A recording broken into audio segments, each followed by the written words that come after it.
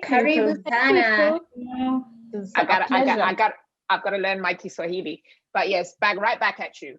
Karibu sana to you too. No, you're supposed to say thank you. Thank you. Okay. You're supposed to say asante. Asante. So because of my surname, I'm told that Nyandoro exists in Kenya. I'm actually Zimbabwean. It does. I know. Yes. Actually, I thought you were Kenyan. I also thought, yeah. I'm Zimbabwean, but I'm one. We're all Bantu. I'm with you. I'm Kenyan by osmosis. Let's put it this. I cannot believe you're not Kenyan. Well, wow. I've been adopted into the Kenyan family, and I welcome that wholeheartedly. I'm going to ask you a really random question, which is to say, just give me a really brief response to this. What was your first job ever? I worked in a cyber cafe. Cyber cafe, okay, yeah. Yes. Joyce, first job ever. My first job, I worked as a project manager in a software company. She started off fancy working as a project manager. Some people work in supermarkets and right? Okay. Nice. Yes. What was yours? Does internship count? Of course it does. It was a job. I was an electrical engineer intern at an aviation company. You see, that's too fancy too. Let's go across to Paris. I was being paid 3,000 Kenya shillings, so. Me too. Nothing. No, actually, after high school, I trained some high school students on. I was teaching them maths and physics for 3 months or so. Anyway, wow. Needless to say, we've moved on, and I had aspirations of, being a shopkeeper so I could have sweets all day, the childish mind and all it conjures up. Thank goodness for that. I managed to retain my teeth by not becoming a shopkeeper and eating sweets all day, but we're really pleased that it all worked out in the end. A very good evening, everybody. Welcome to this week's Professional Tribes, where we've got our powerhouse of tech women who do stuff that I don't understand, so that I'm hoping to understand today, our super geeks who I'm sure are very chic, very smart, but are doing some really meaningful things in the world. And as you know, Professional Tribes is all about this, right? We're all about talking to professionals, understanding what it's like in their world, looking at the world through their lenses, and really starting to motivate and campaign for people who are either thinking of pivoting careers or thinking about what university degree to go for. Perhaps it is from this discussion that you might be inspired and motivated to go down the STEM route. So, as you know, I don't like to stand too much on ceremony. My name is Mucha, your Chief of Tribe on Professional Tribes. And I'm going to pass over to my guests and ask them to very briefly introduce themselves. Hi, my name is Nyandoro. I'm currently a digital delivery lead. I was previously working as a network optimization engineer, also known as a network doctor. And I'm happy to be here. Network Doctor, this is a first for me. Welcome, Miss Network Doctor, to Professional Tribes. Let's go across to Joyce, if we may.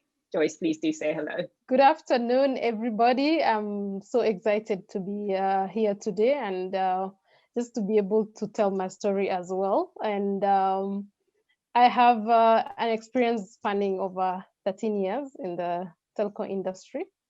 And it's been a journey for me, I would say. And I'm really excited to share that journey with the audience. So thank you. Wonderful. Thank you very much, Joyce. Nice to have you on board. Let's go across to Gaudensia, please. Hi, how are you? I'm elated to be here too. My name is Gaudensia.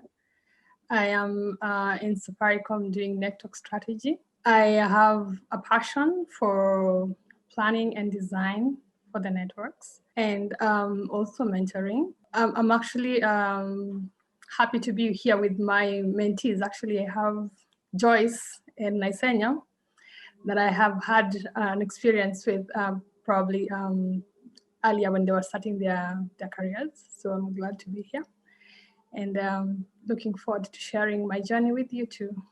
Wonderful. We are excited to have you here with us. Faris, over to you. Hi, everyone.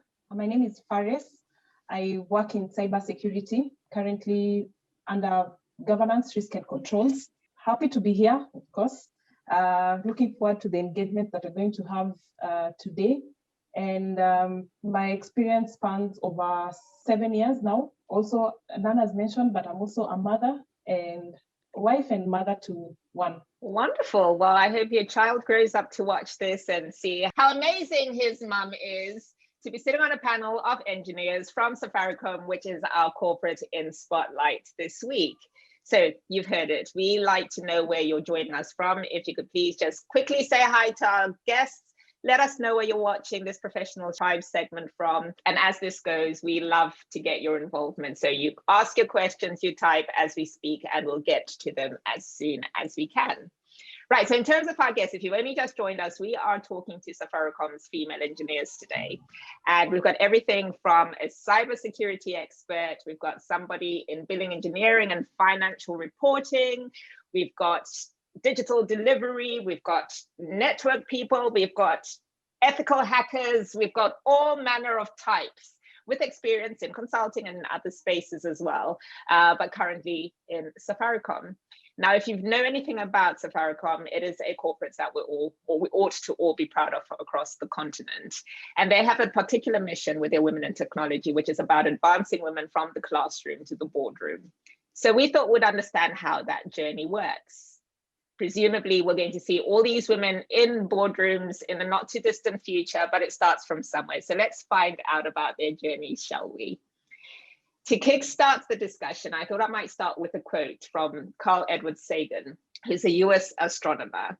And his view was that everybody starts off as a scientist, that every child has a scientist's sense of wonder and awe. But the problem is how we remain scientists once we grow up.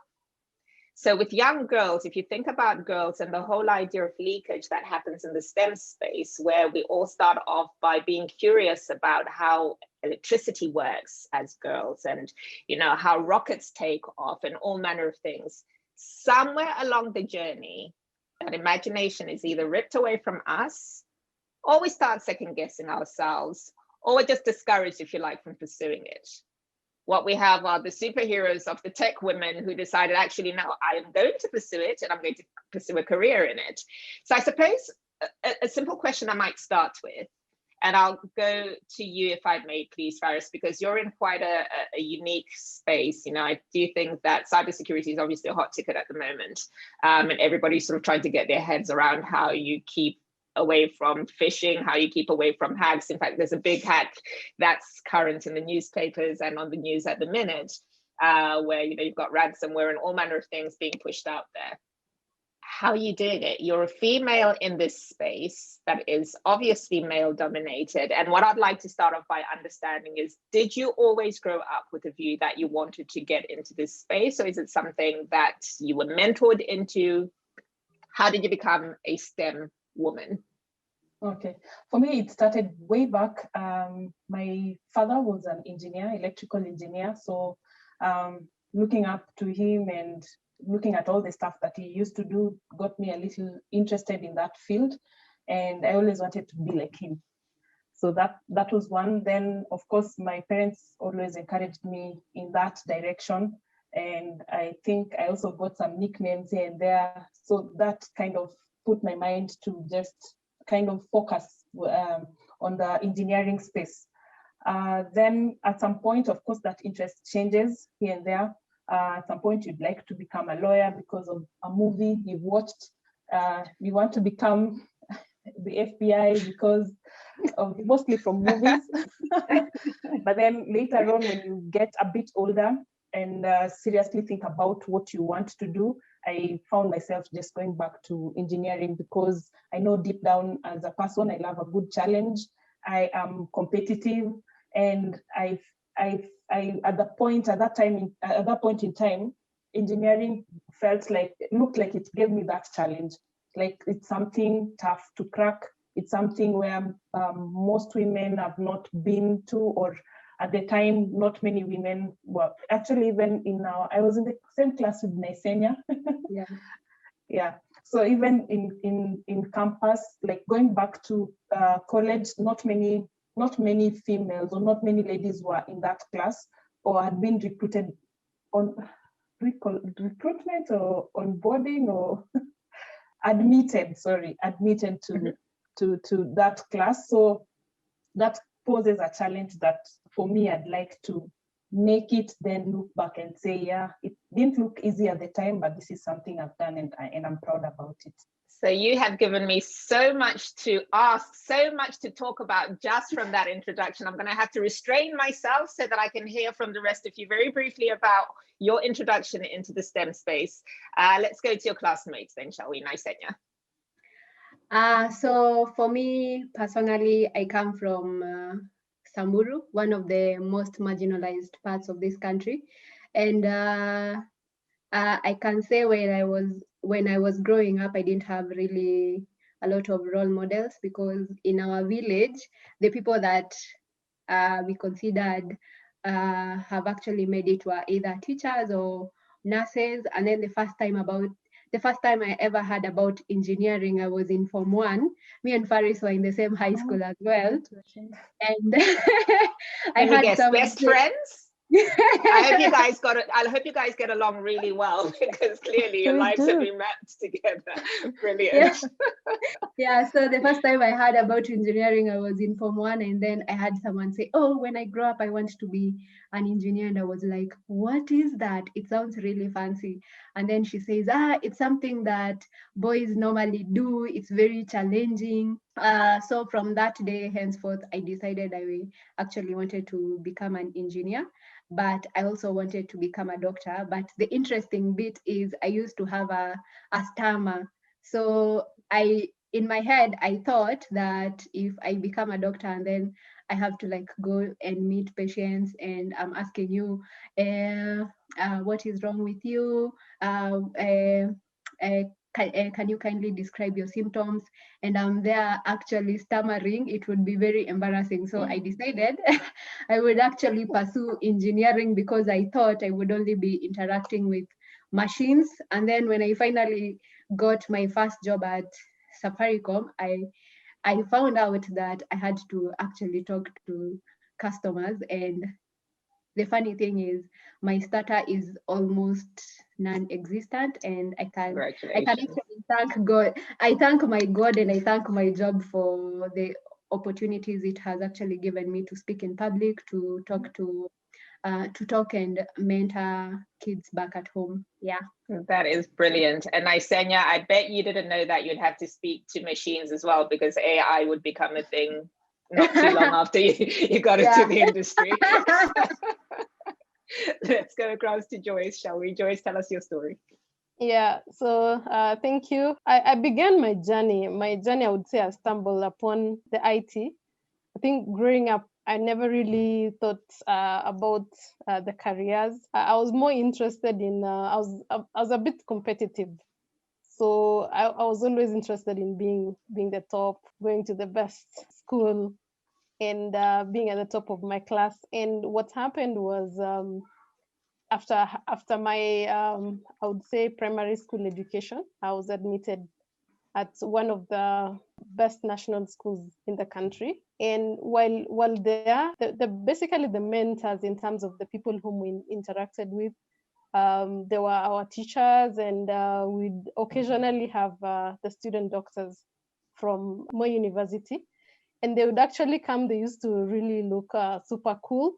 And actually everyone in our class then used to wish that after high school, they could train as doctors. So yeah, and what happened was after high school, well, I missed a mark in terms of being admitted to the medical school. And by that virtue, I was admitted at the engineering class at Jomo Kenyatta University of Agriculture and Technology. And it was quite interesting, because when I started the journey, at that moment, there are very few ladies in engineering. Actually, the discussions that used to happen were, you guys, you're among the few. We used to get a lot of stories of how there was a lady engineer in that class and she quit.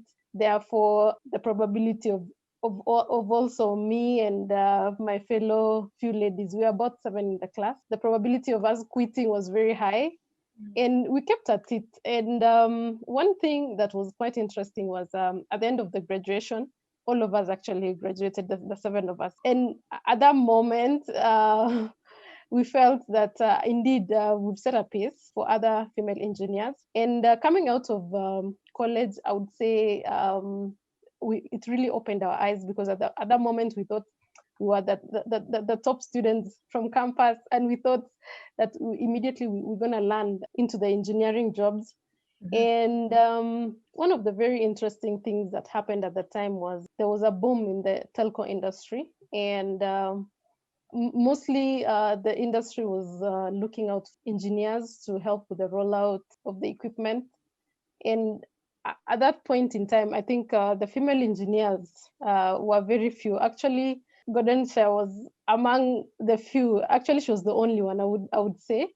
She was that super cool engineer that we used to look up to as the ladies now. Yeah, like she was the person to look up to, because there was no other lady in that field at the time. And it kept encouraging us, because what we saw was... You see, you guys are the technical people, right? You should be jumping in and fixing this quick. Joyce? All right, we've got her hanging at the minute. Well, can you hear me?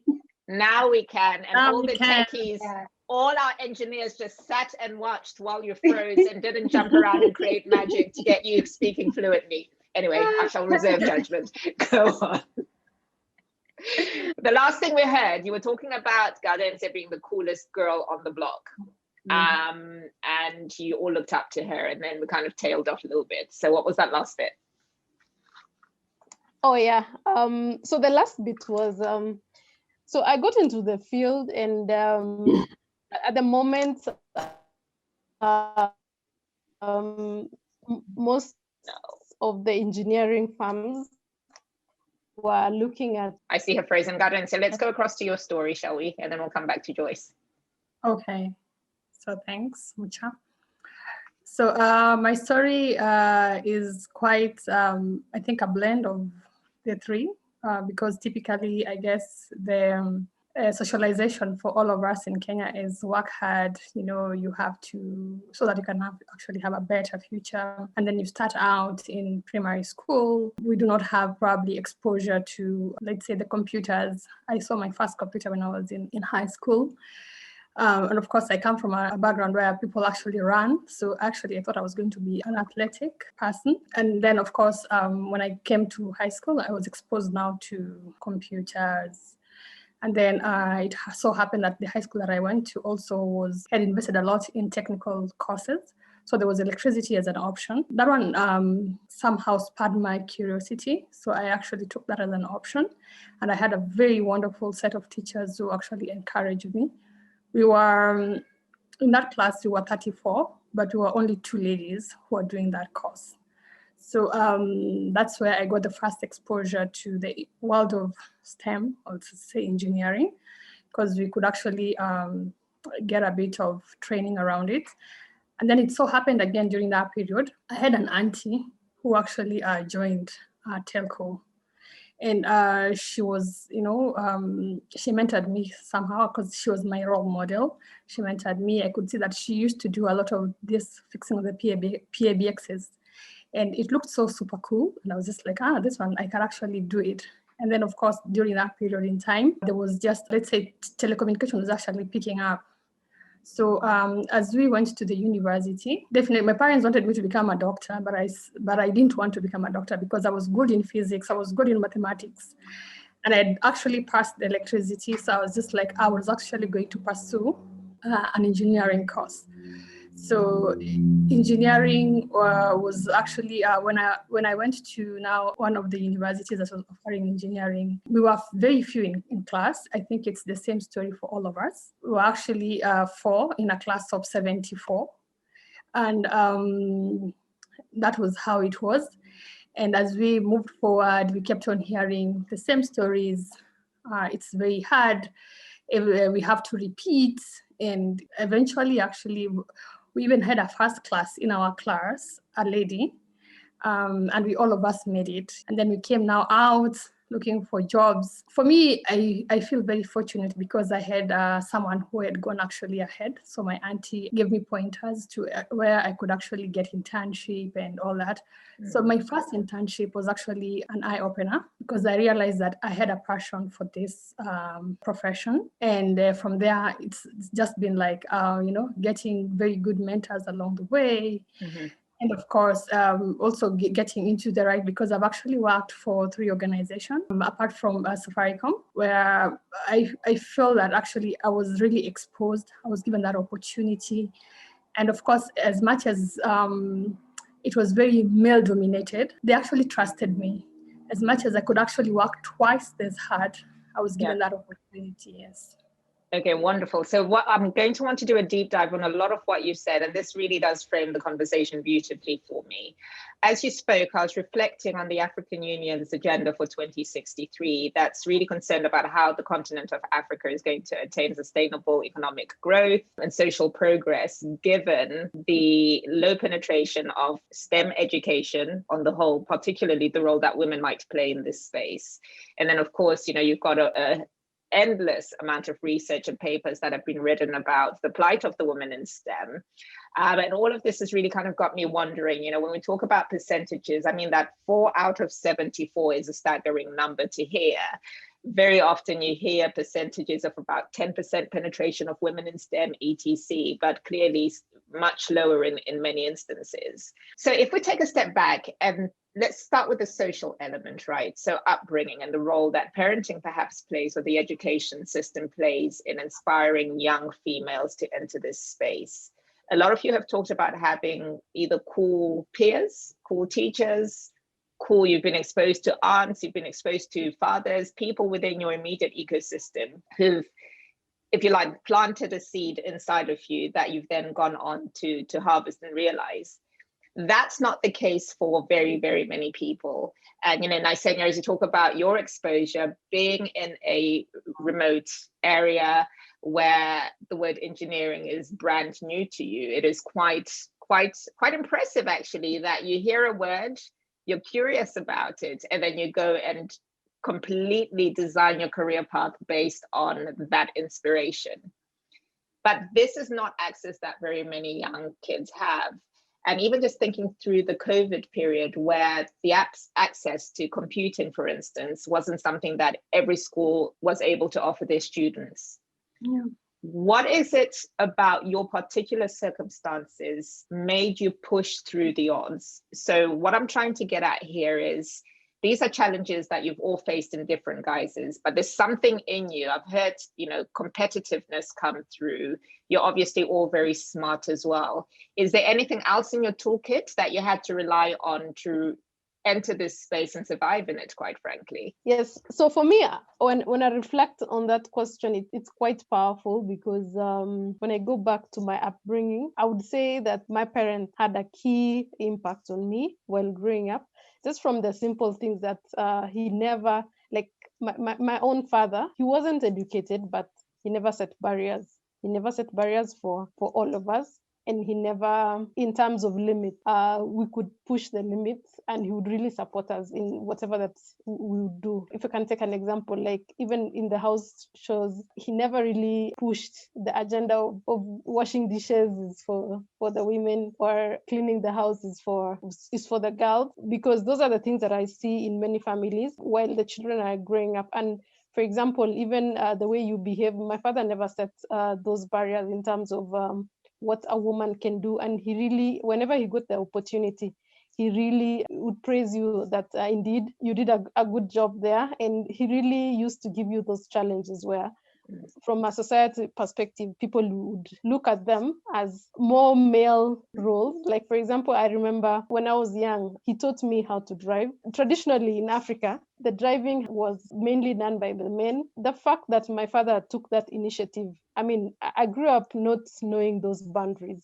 And even as I progressed throughout my career, he never really asked me questions of the capability, whether you're going to do it or not. Loving that. This is fascinating. Is there anyone who's got a polar opposite? So somebody who's had to kind of fight for their right to be in the STEM space, and maybe not necessarily from home, but from the classroom, from what you're saying, if you're constantly being told that girls drop out and it's hard and you're going to have to repeat, there is something about your resilience clearly that kept you pushing through. But I'd love to hear the opposite to that story of constant encouragement weighed against that constant discouragement from very often sources that have got no right to speak into your life, quite frankly. Let me know a bit about that, please. Nysenya's got the biggest smile, so I'm going to pick on her to pick this one up for me.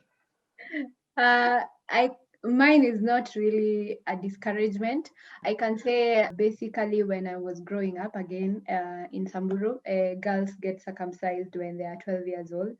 So after circumcision, that is around when you're in class 6. So after circumcision, most of the girls normally actually drop out of school and they go get married.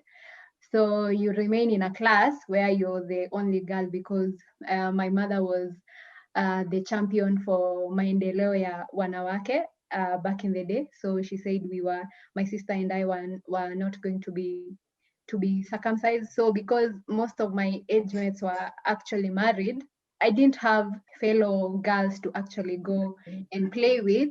So I would end up at home reading. And my dad used to say, if she wants to read, let her read. So even when after high school, I decided I wanted to become an engineer, and my mom said, that is a male-dominated career. Why don't you actually become a doctor instead? And my dad was there pushing for me and saying, whatever she wants to do, I know she can become whatever she wants to be. So for me, it was an encouragement, and also the fact that I didn't really have other girls to play with because they were married. Nysenya, if I have an award ceremony at the end of this year, I'm going to give one to you for being the first person to bring circumcision as a topic of discussion on Professional Tribes. We've never gone there before, so that really is powerful. On topics that I think very often we take for granted, things that may not be commonplace to one person are actually the one thing that derails a person's entire life story. So this really is, I give a lot of respect to your parents for taking this stance and really pushing you to become who you are today. That's powerful, powerful stuff. Joyce, we got cut off earlier on because your computer decided to play up. Can you maybe we shift direction just a little bit? So we're talking here about societal norms, traditional roles that girls and boys play in the household. In the classroom though, what do you need? I want to come back to what do we need in our toolkits as women to penetrate this space? So we've talked about confidence. We've obviously talked about the academic prowess that's required. What else would a young female thinking about a career in STEM need to kind of equip herself with in order to survive? So one of the things I would say that we need to integrate as women into the discussions, because and maybe I learned this way later, the fact that as girls, when we grow up, we are socialized to always play with girls and not play with both genders, basically. And we end up carrying that forward even to the classrooms, because what will happen is, let's say, and this is the practice that I've seen is in the college, in the university, well, they'll teach the basics, but after class, there are other things that people could learn. But you'll now find that after class, the ladies will always try to socialize with their female counterparts who are doing other courses which are not engineering related, and they miss out on the topics that the male counterparts definitely they are discussing on the other side.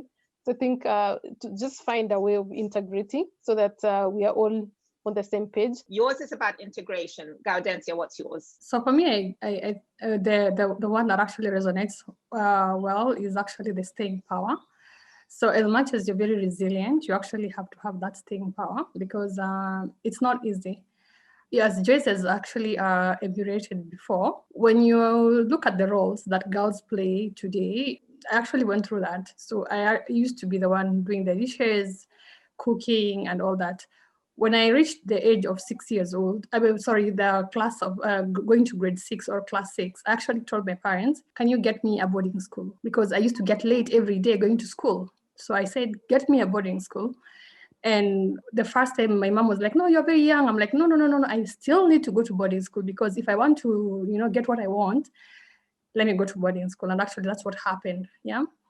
And even as you progress further, when you now look at, let's say, the options, like you need a computer, and you need to get to, let's say, these boot camps for careers and all that, you actually have to go for it. Yes, you have to go for it. And even if it is very difficult, you have to push for it, because nobody gives you on a silver platter. You have to actually go for it. Yes, like your life depends on it. Yeah. Wonderful. Okay, so this is a really good build up. Faris, what are you adding to our toolkit? Maybe not adding, just augmenting what everyone else has said. For me, I usually say, if you want it badly enough, somehow the universe conspires and gives you that which you want. So just drawing it from deep inside you, then it somehow gives you answers to deal with any obstacles or any discouragements that might come your way. So if it's maybe you're not getting the right support at home or from your friends or from your circle, it gives you that thick skin or that resilience to push through it. If maybe you're encountering, I know maybe we'll come to this, but unconscious bias, then you're confident and you're able to speak up and point that out so that someone does not repeat that in your presence. Whenever opportunities arise, you raise your hand and you're able to take up that opportunity. I think somehow it just draws back to what you really want and having that confidence to overcome any obstacle that might come between you and achieving your goal. In this case, a career in STEM. Yeah. Okay, no, that's really powerful. And I think, when we've been talking about your individual stories, I now want to push this to a macro level. And at a macro level, we're seeing that you've got some superheroes in the STEM space in the way of Rwanda, Kenya. You guys are up there, right, in terms of your push and your drive for participation in STEM more broadly. What I wanted to understand from you, though, is where you've got these big ticket initiatives, do you feel that they're filtering down to grassroots level? So it's one thing to have a national agenda that's driven towards raising numbers in the STEM space, raising participation of women, addressing some of the typical issues that women feel, so disparities within your industry, etc. Is it enough? Do you feel the effects of that? Would you say that there is a clear, if you like, uptick of young girls being motivated to go and study STEM, or that corporates are more accepting? You spoke about unconscious bias, which is a big ticket discussion topic that we'll absolutely deep dive on. But you've got these biases in the recruitment process, for instance. Is it something that you've experienced? Is it something that you see? Is this feedback that you hear from your networks? Talk to me a little bit about this. Maybe I can take that. Yeah, please. So first of all, I'll give it a different twist in terms of with all the initiatives around women empowerment, maybe from a government perspective or institutions that are in place to ensure there's that gender equality, if I may put it so. I think the biggest challenge is the economic empowerment, because we might have all these good programs, but someone in a very remote area, their basic need is just food. I mean, I don't care about STEM at this point. I don't care about me not doing certain chores because I'm a woman or a man or something like that. I just need food at the table. So I think when we tackle that aspect of economic empowerment, then it sets the pace for all these other programs that exist or that we may think about. Sure. That's one. And I think Maslow's hierarchy of needs is a real thing, right? You do need to satisfy those basic needs before you get to that self-actualization, which hopefully you've all reached or you're close to reaching. But absolutely spot on. Let's get the basics done first. Yes. Then when it comes to things like recruitment and maybe assignment of duties in the context of work, or even I think that was the next statement you mentioned. So yeah, I've heard of people who've experienced that. I haven't or maybe anything that I can call out specifically, but I've heard of people, maybe someone is interviewing while they are pregnant, and it's an automatic disqualification for a role, or maybe someone is not assigned certain duties because they're female, and there's that assumption that probably I cannot send you to an assignment out of town because you need to take care. Okay, some of it might come from a good point, from a good place where you might need to take care of your child or your family. So then I will steer as a manager. For example, I might stay away from assigning you certain duties because of that unconscious bias. Yet it's something that as an individual, I would want to take on such responsibilities. I like that you've said that, because as you're all in leadership positions and you're managing teams, there is something to be said about leading by example, right? So the assumption that someone is unable to participate in an activity that could be the thing that makes or breaks the career or opens up the way to a promotion, I think is something that I don't think anyone's got the right to make that determination without at least putting it to the person.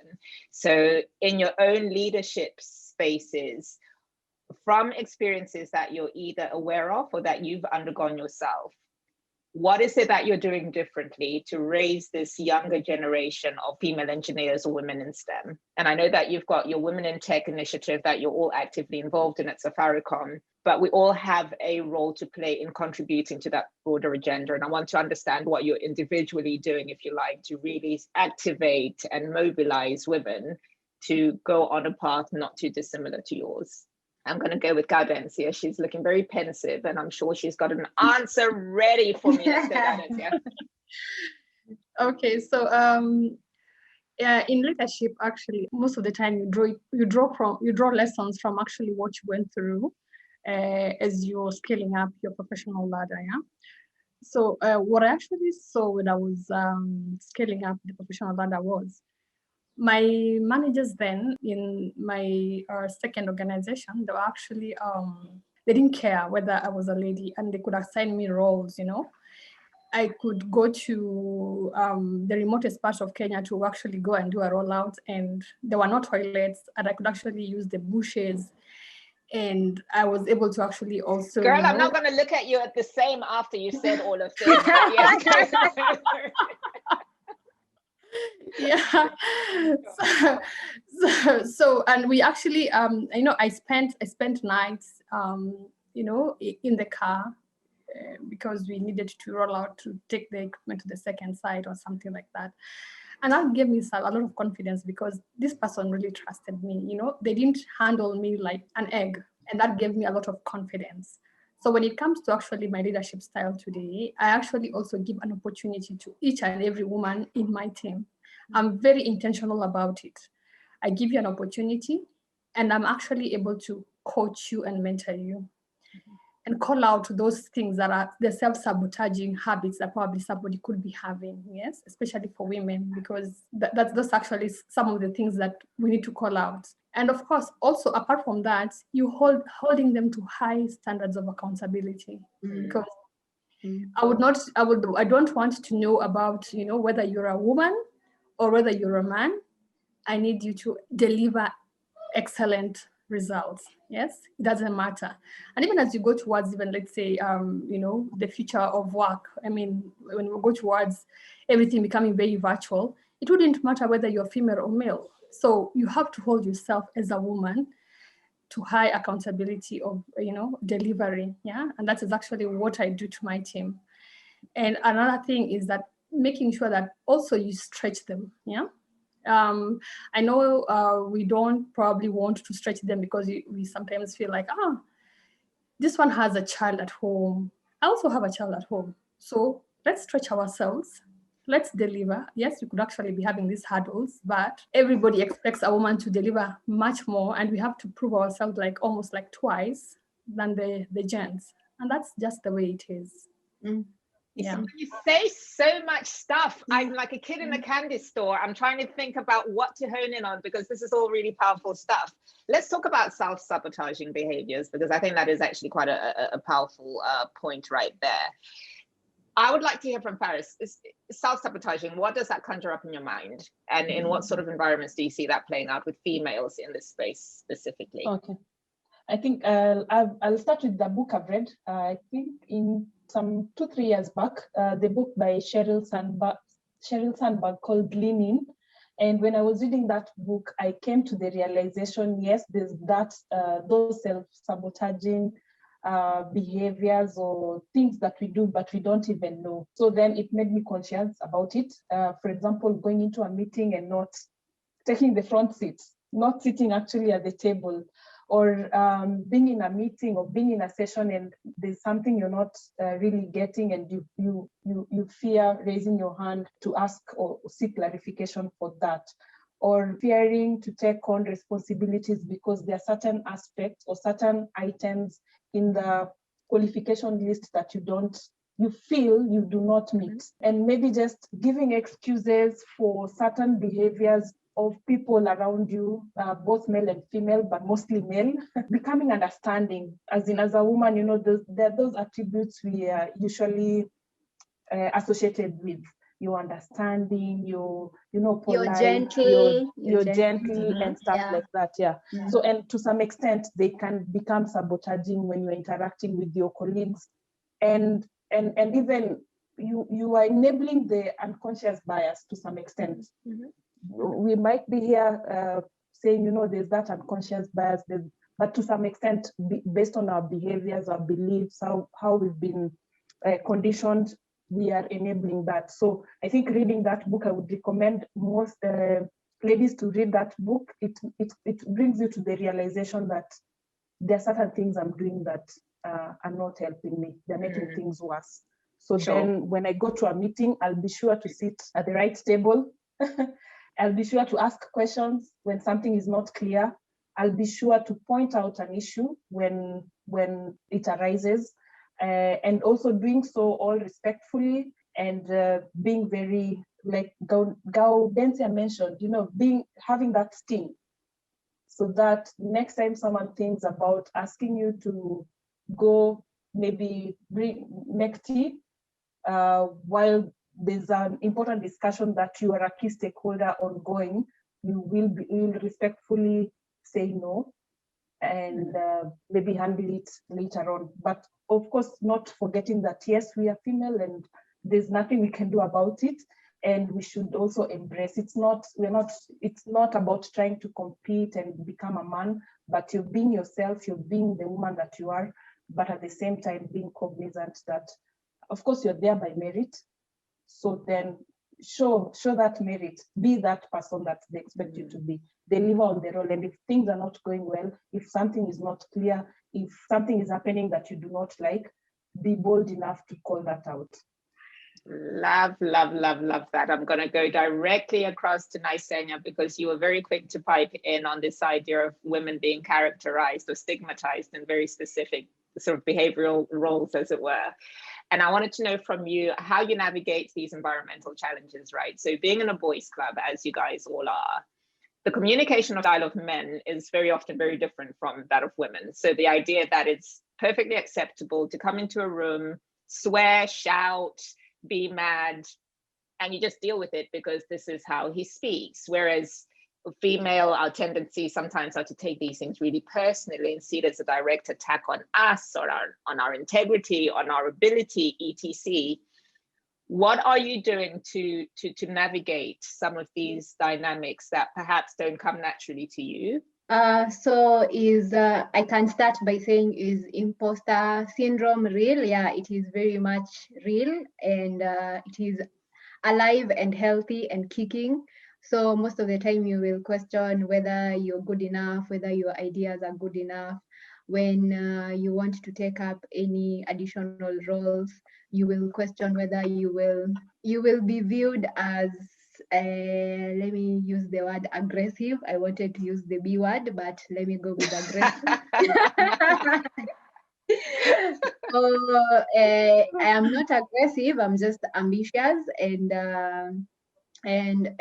people would say, you're being aggressive, you're acting like a man, and you will not go for the roles that you actually want to, because the other thing you fear is people will say you've only been given that job because the women empowerment initiatives that are currently ongoing. So whenever I see women winning, I always remind myself and I remind my friends that they are there because they deserve to be there. They are good enough. If they weren't good enough, they wouldn't be there. So let us take up our positions. Let us understand that it's not really a favor. You have demonstrated over a long period of time that you deserve to be sitting where you're currently seated, and you should not make any apologies, because the male counterparts don't make apologies. They're not afraid to raise their hands. And when they do even a small thing, they are willing to shout it at the rooftops. But when women do things, they just accept, and they're like, oh, I was just doing my job. No, you went above and beyond, and you deserve recognition. Yes. And you know what, Nyandoro, I love where you're going to with this, because when you sit amongst very many women, I think, in fact, men are quite fearful. I hope the men of Safaricom watch this video, because this is not meant to be a male bashing session by any stretch of the imagination. And when women come together to speak, very often there's almost this stigma that goes with, oh, there they go again. When in actual fact, these are real issues affecting real people. And I think that they need to be brought to the fore. Women saying that they want to be treated as equals, to be respected for their intellect and their contribution, to be more than the person who's taking notes in a meeting or bringing in the tea, is not a very difficult ask, quite frankly. But one thing that I wanted to raise, and perhaps Joyce could pick this one up for me, is I get a lot of Pan-African women on this platform, and people watching this in Europe might all think that we're 21 years old, okay, because black don't crack, youthful forever, and all that beautiful stuff. But there's something about being young in an organization where you're surrounded by older men, and there are protocols, and there's a code, if you like, of respect and so forth that happens outside the office.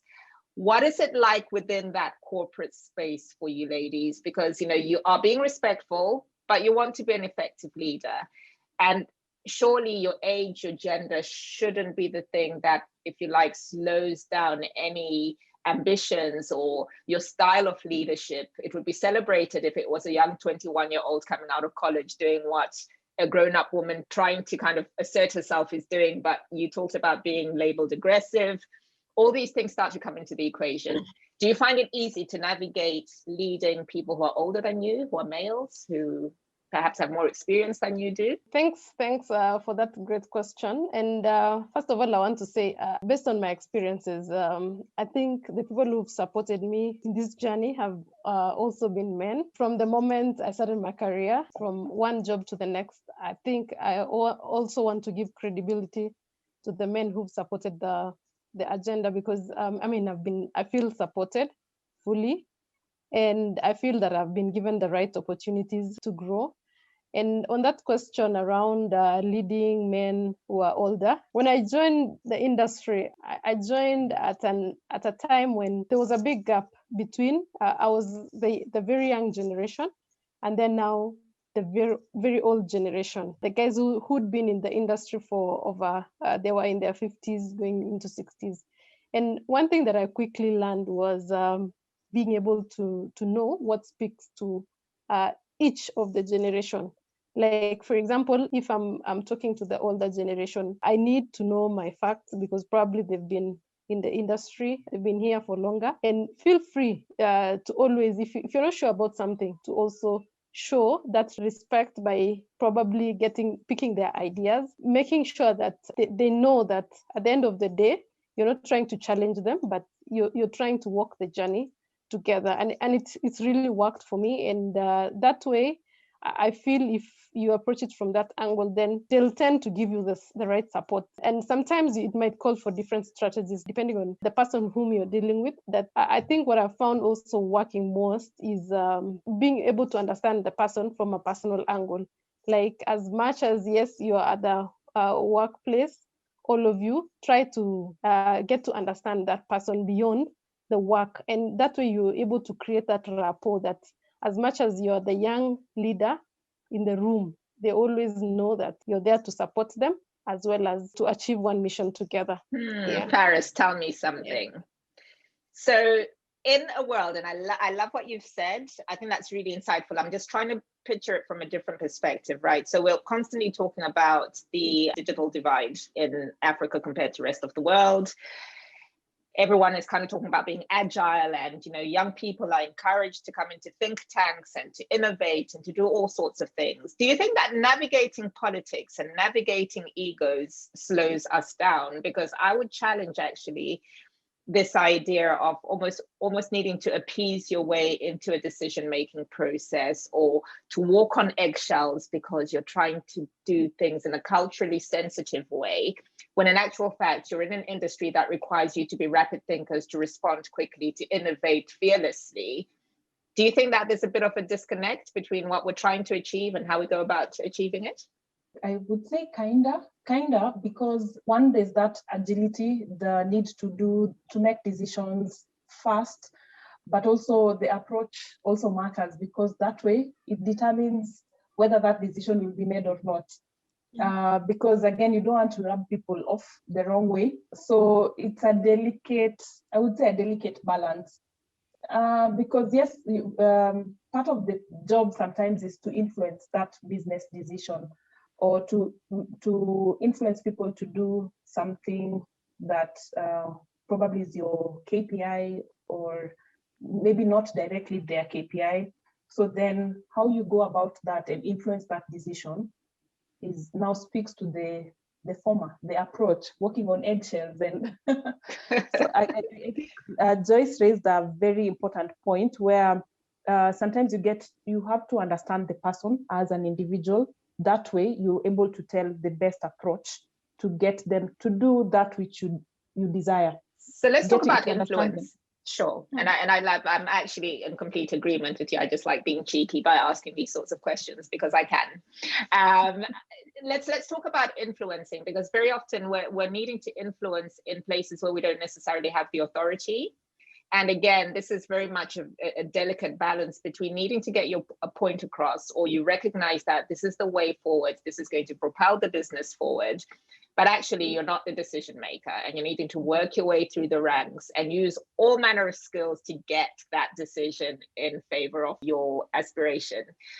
Maybe Gaudensia, you can walk us through skills, or if there's a person watching this who struggles to get their point across, who struggles to influence and to be heard, and is self-sabotaging, sitting in meetings, they've got great ideas but they're not speaking out, what would you encourage them to do, perhaps, to switch that narrative round? Okay, this is okay. It has several approaches, but let me just give probably from my perspective. Whenever you want to influence and you actually do not have the clouds to do that, the most important thing, first of all, is to make sure that you know the trade very well. So meaning that you're able to, you actually understand in and out your proposition on what you actually want to suggest. So having that clear understanding, having that clarity really helps. Then secondly is not knowing who actually moves the envelope. Yeah. Sorry, I know it sounds like corruption, but okay, who moves? No.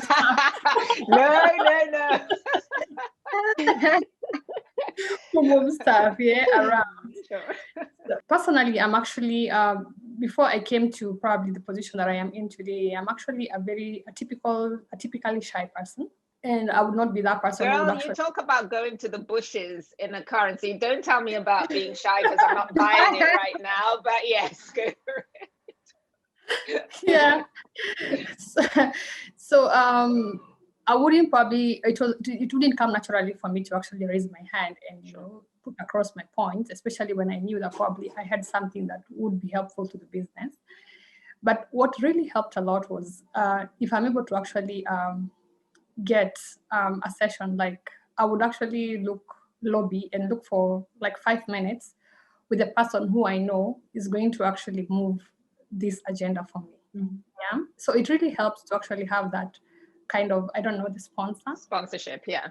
The sponsorship around. Mm-hmm. And then of course, Joyce is laughing because she knows what that means in the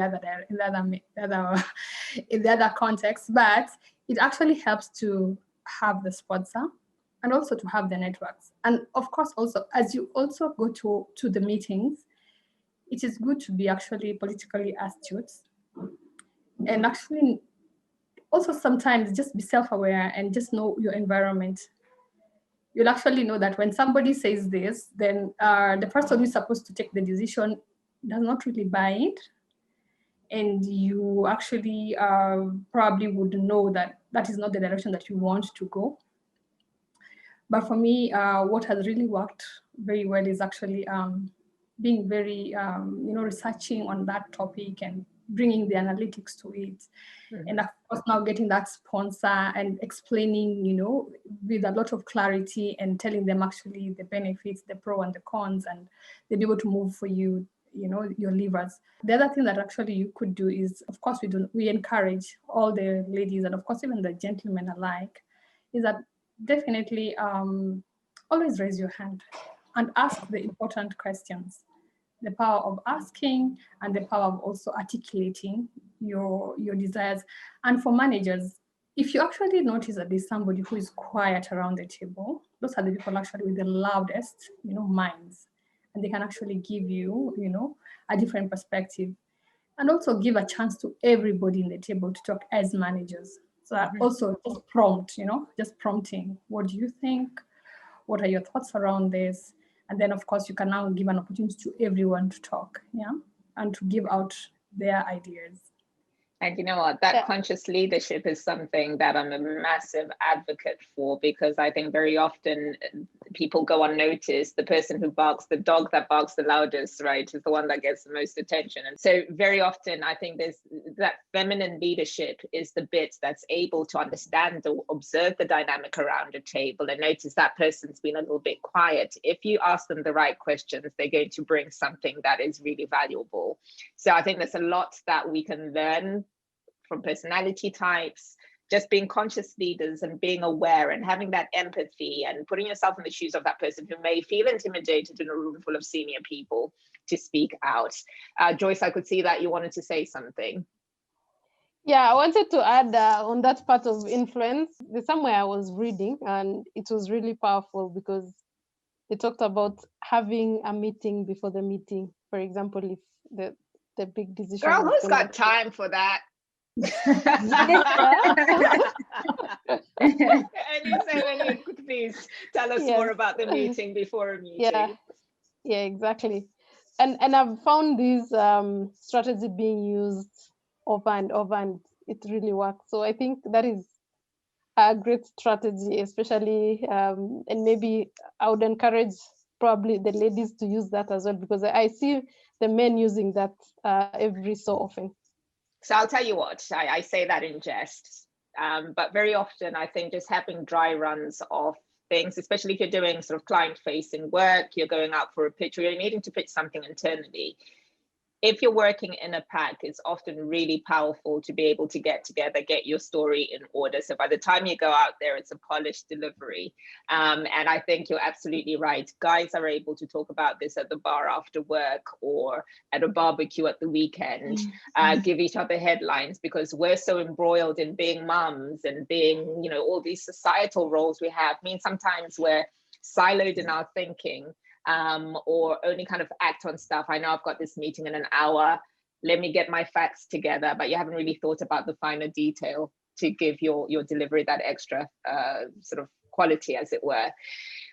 Because we're kind of edging towards the top of our hour, what I do want us to pivot into now is this idea. So we're talking about negotiating, we're talking about influencing, we're talking about the sort of skill set that's required to get ahead as women in STEM and women more broadly in corporate spaces.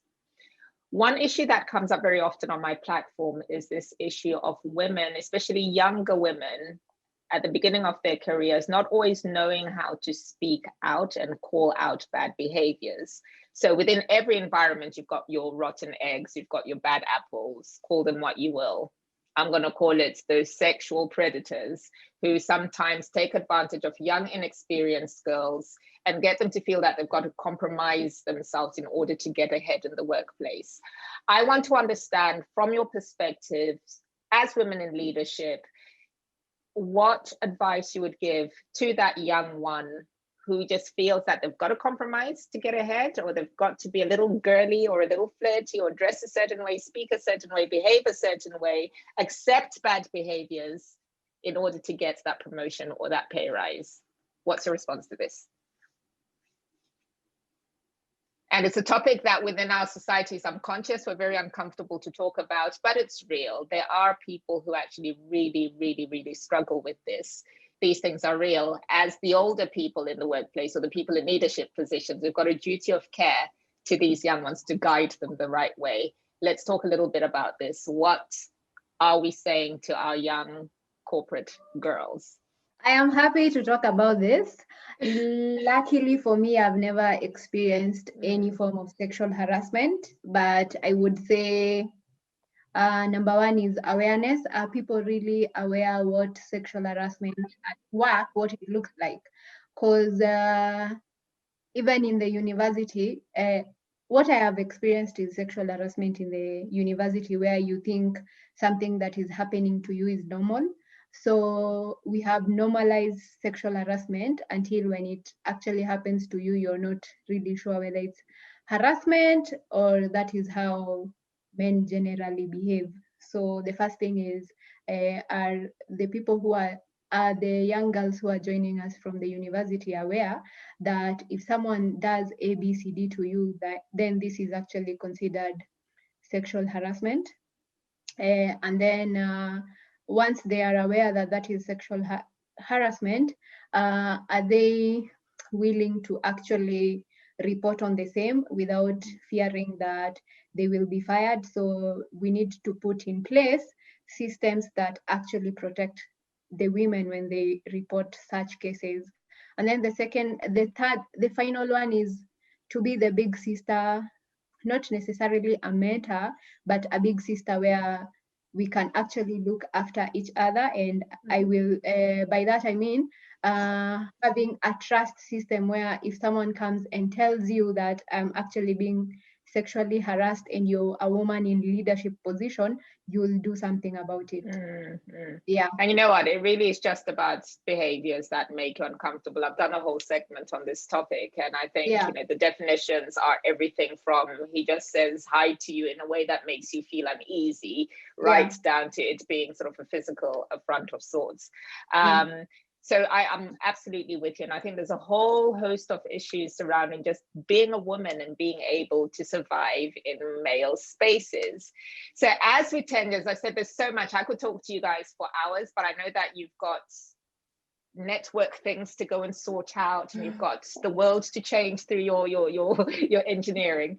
Let's now start to wrap this up and think about really how we're positioning ourselves, or the roles that you're playing in your respective rights to just encourage and become salespeople for STEM. So are you doing anything outside of work? Talk to us a little bit about the Women in Tech group as well. I think our audience would benefit from understanding how that all works. But how are you playing advocate for more females to get into the STEM space? I can take that, maybe. So for now, for Women in Tech in Safaricom, there's a lot of initiative just to encourage more girls into STEM, right from childhood all the way to a professional.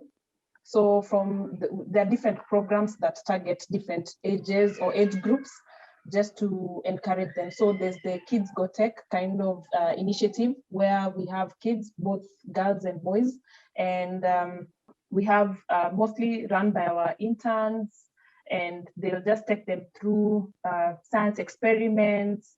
And especially when they see it's a lady doing it, then already both boys and girls are being conditioned to see this is not something that is the premise of men.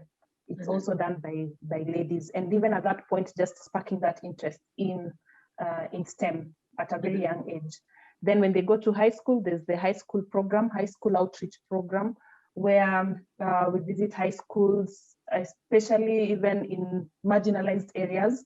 And we invite them over to our data centers. They get to see the equipment. We get to explain to them what we do. And that kind of also sparks their interest in even selecting the subjects that would also help them get into engineering or STEM related courses.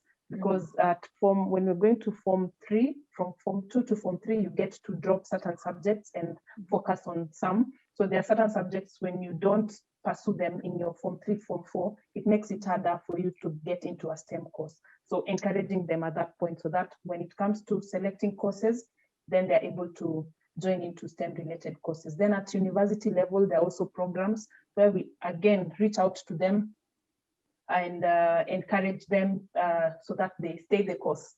They don't drop out of engineering. They don't feel like it's a difficult course to pursue, and also just providing that kind of mentorship, offering internship opportunities so that they can come over and pursue, have a feel of what it feels like to be a STEM professional.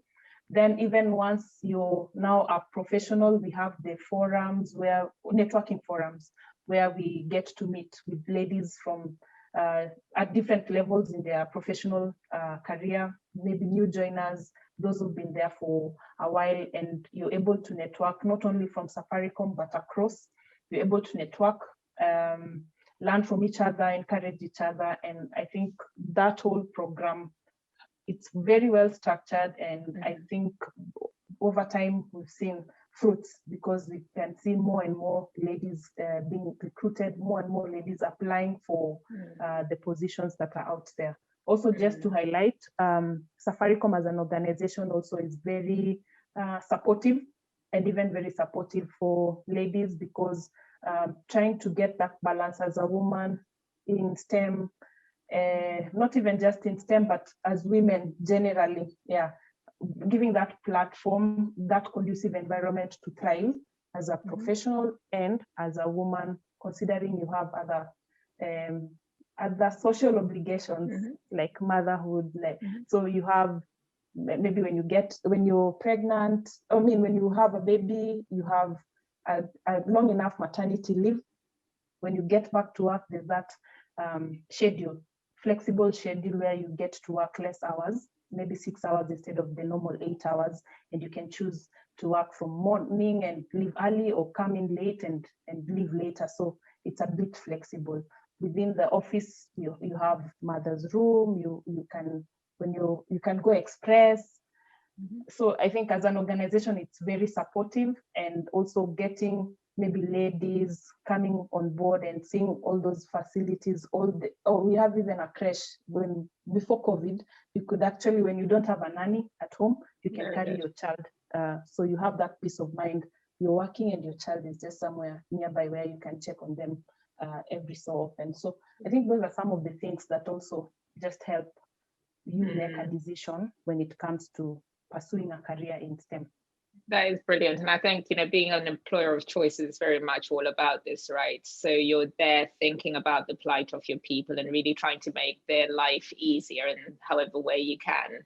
One thing as a best practice that I've picked up along the years is, this pre-COVID, of course, creating mother's rooms where actually your baby can be brought to work so that you can feed and just spend a little bit of time with your baby before you go back to your desk. And it's these things that really make such a difference to people. Remember how you make them feel. So if they feel secure in their work, they're giving, their best, and your productivity is through the roof because you want to protect what you've got. It's a good thing. So very, very proud to hear some of these initiatives coming out of Safaricom. Anything you'd add to this in terms of what employers could do more of to support women in corporate, women in STEM, just professional women more broadly?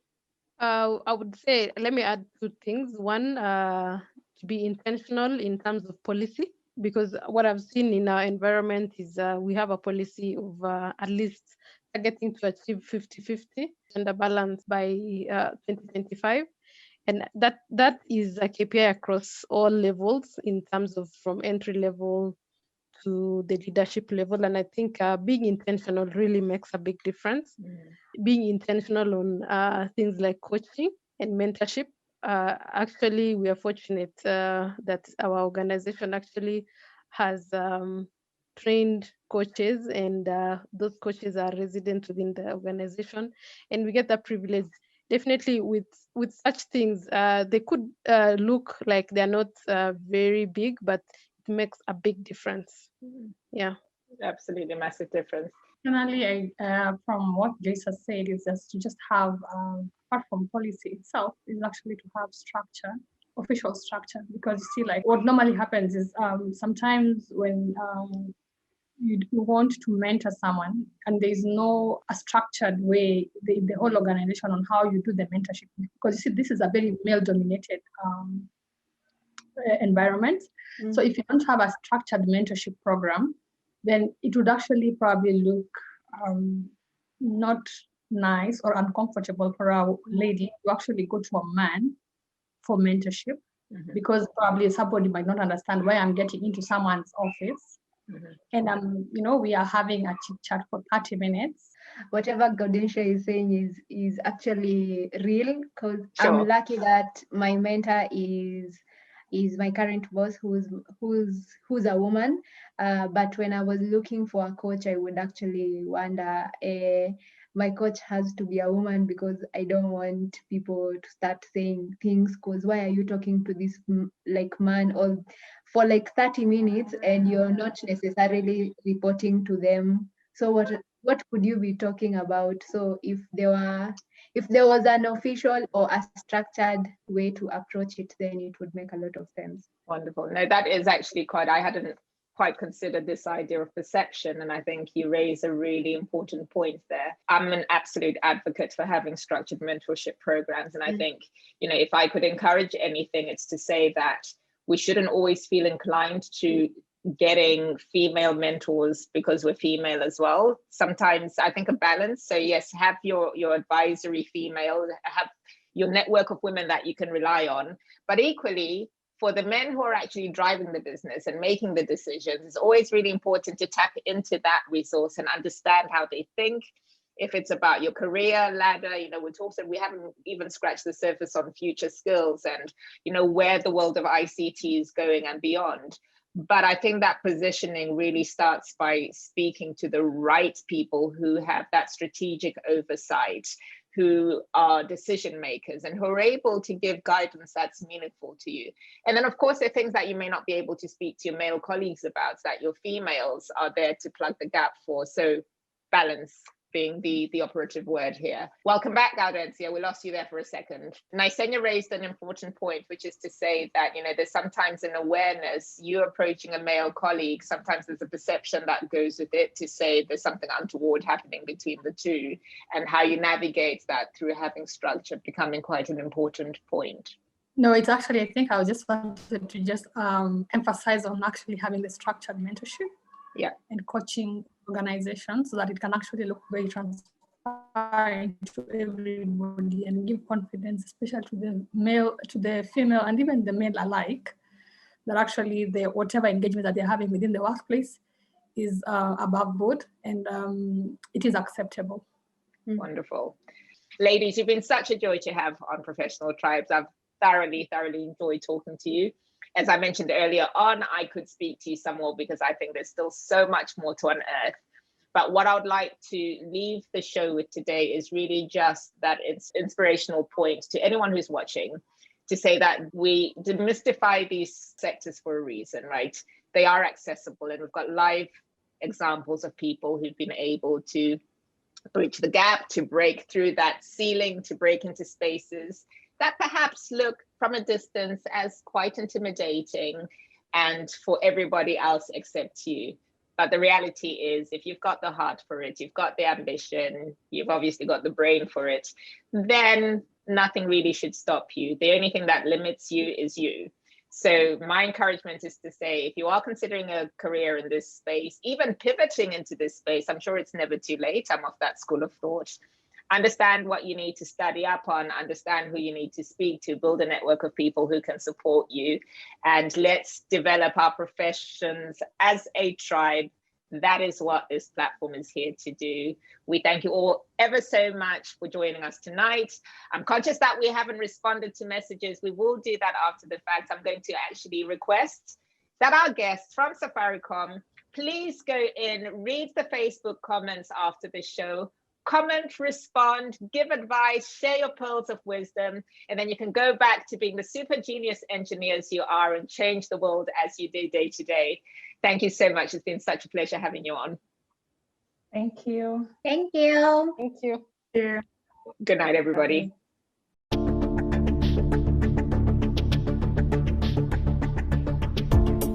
Women in Technology is a platform of about 40 passionate ladies who take the time to try and inspire young girls and women from different backgrounds to be able to advance them from the classroom to the boardroom. Growing up, I never had a mentor to look up to. Now that the young girls can have real-life mentors coming to them wherever they are enabled to take up the STEM courses courageously and know that they can make it in the technical field. We teach kids from the age of 7 to 13 to become techie guys. So we want to enhance that innovation in them from an early stage. We support young students by encouraging them to pursue careers in technology, and we guide them on choosing the right path. Our work is to reach out to the high school girls when they are still on the tender age to just encourage them take up the STEM courses. This will help them focus on what courses they'll get into when they are going into campus. In Technovation, our success story comes in seeing these girls identify these problems and get to do this coding by themselves. We've had many girls come in and after taking part in the program, we've had them coming back as mentors and mentoring other girls into the challenge, and that's one thing that we see as a win in Technovation. For campus outreach, actually targeting campus and college students aged between 18 to 26 years old, and our main focus actually, apart from giving them just the relevant skills that they need to grow into this industry, is to also provide for them industrial visits during their workshop times. We do career fairs for university students. We also provide what we call like a route or more like a path towards becoming the graduate management program under Safaricom. So we try to provide and incorporate all those things in our workshops as we do the outreaches within the campuses. With the Technology Academy, what we do is we offer opportunities, and we give opportunities to students in the university to get a 3-month internship with us. So in that period, they are attached to different sections. They get real life on the job experience in these teams, learn a lot from the teams, and get a lot of hands-on experience within the company, then now transition back to the university. When you're done with the academy, you then have the networking forum.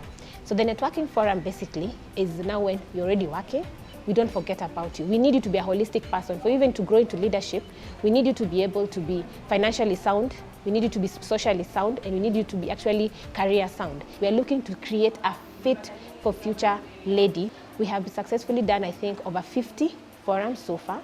And then also, we've had several ad hoc cocktails with our partners. I think this is a generation that we need to challenge in order to address all the barriers that we have within our economy, within our communities, within our regions, and the good things that they're using technology to address these things. I am an example of the benefits of it, where I got in as an intern. I transitioned into an officer, then now into a manager. Mine is just to say thank you to Safaricom, even to just offering these kids an opportunity to be able to pick their brains, and so that we can see what they're able to do. So these are some of the things that give us great joy, and I think fuels us each and every day, that makes us as women in technology wake up in the morning and try and make our society a better place.